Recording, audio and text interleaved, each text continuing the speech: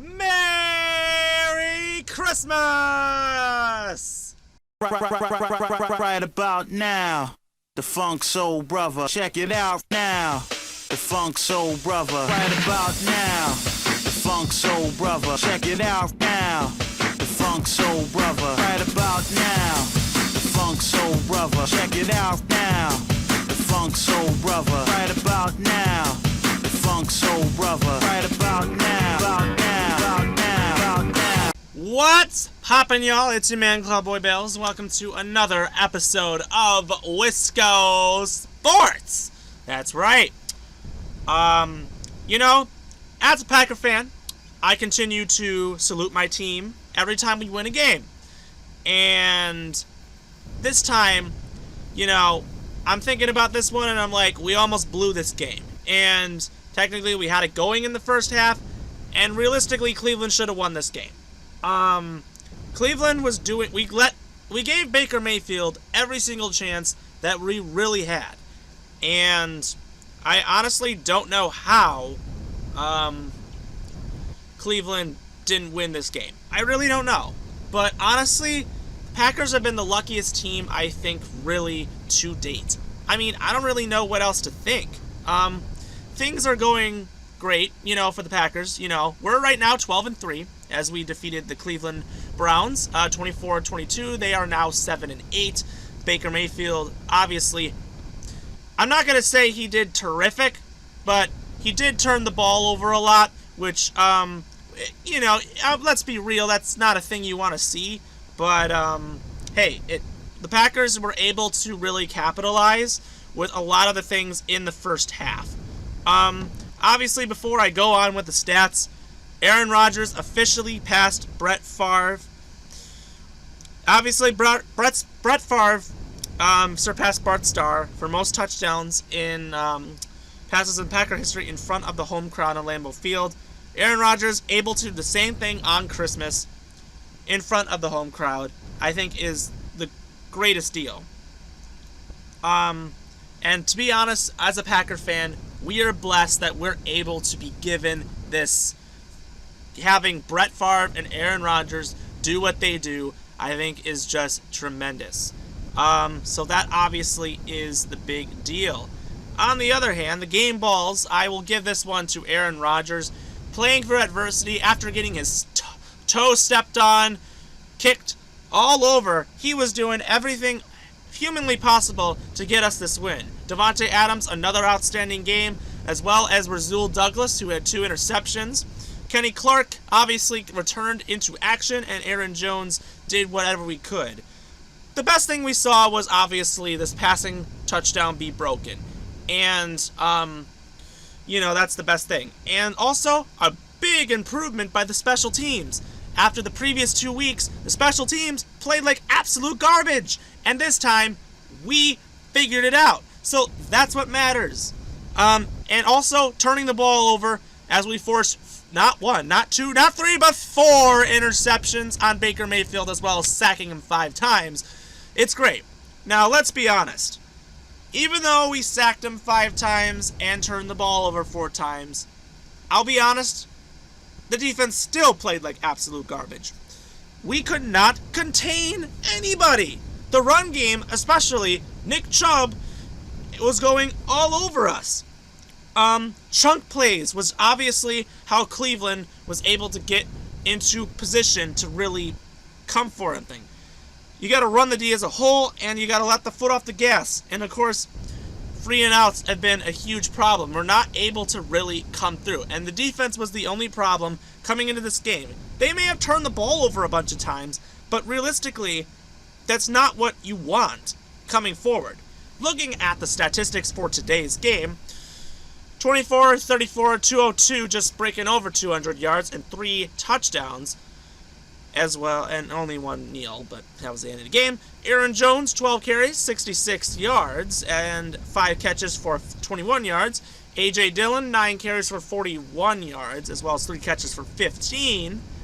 Davante Adams, he had 10 catches for 114 yards and 2 touchdowns. Allen Lazard, 2 catches for 45 and a touchdown. and not much production from everybody else after that, so there isn't really much I can say on that.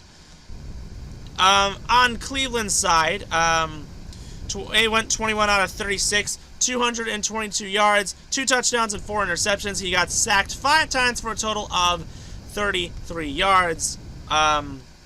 Yeah, that was a pretty big deal for the Packers to really try to do some more after only really not really getting to Huntley at all. Also, Rodgers did not get sacked today. That's another big bonus.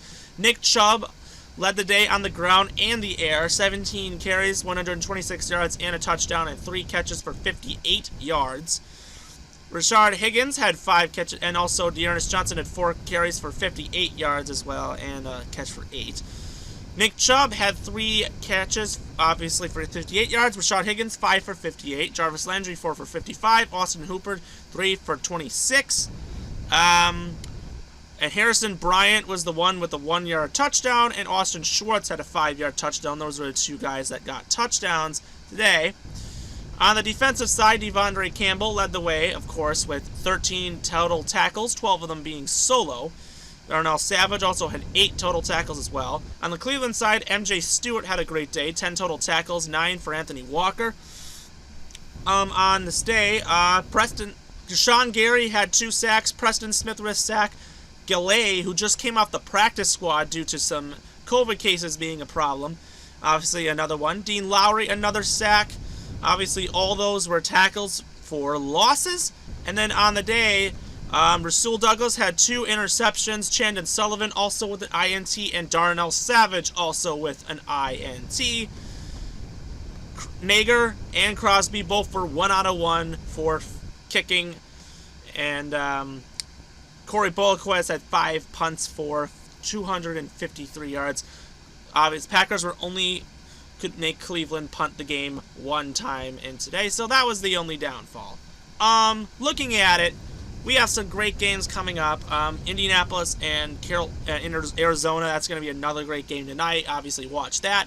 Also, a big game for the Milwaukee Bucks as they come from behind to beat the Boston Celtics. What a game. Wesley Matthews, the go-ahead 3 to give him the lead, and Giannis defensively coming up with blocks in the end. It was an outstanding game by the Bucks. Bucks win, Packers win. It's a Merry Christmas. There's nothing else to really say about that. Obviously, tomorrow is going to be a day of just relaxing and watching football and hoping the Vikings lose because, honestly, they're the only threat to us at this point. That's who we play next week. Obviously, if you haven't noticed, we play the Vikings at home next week. Now, obviously, with the containment of D, the last time we played the Vikings, Kirk Cousins was just too much for our defense. Our defense could not do anything. They were pretty much exposed.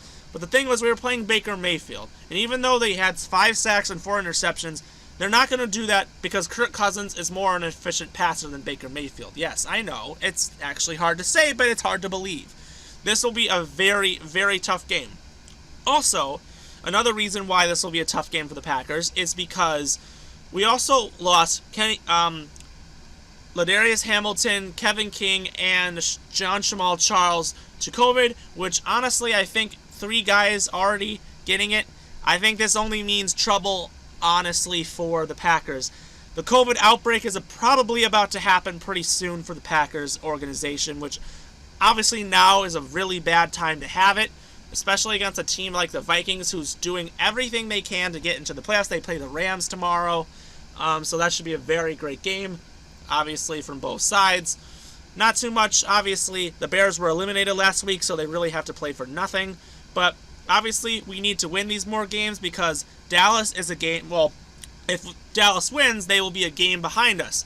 And we cannot lose any more games because Dallas has the tiebreaker because they beat the Saints and we lost to them.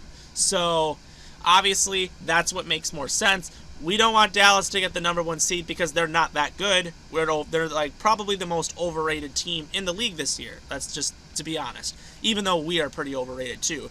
We're like the luckiest team. I swear everything bad keeps happening and then something happens and then ba-boom, ba-boom. You know, I don't even know. I don't really know what to say anymore. But we just keep on getting lucky and you know what, let's just keep moving forward. So It'll be great.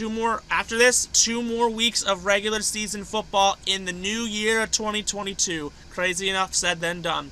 So if you like what you saw, subscribe below, comment with your thoughts, share, do whatever. Like, of course, as always. And as always, stay safe and be smart. Merry Christmas. Go Pack Go. Fear the deer. And obviously, what a day to be a Wisconsin sports fan. We will see you next time.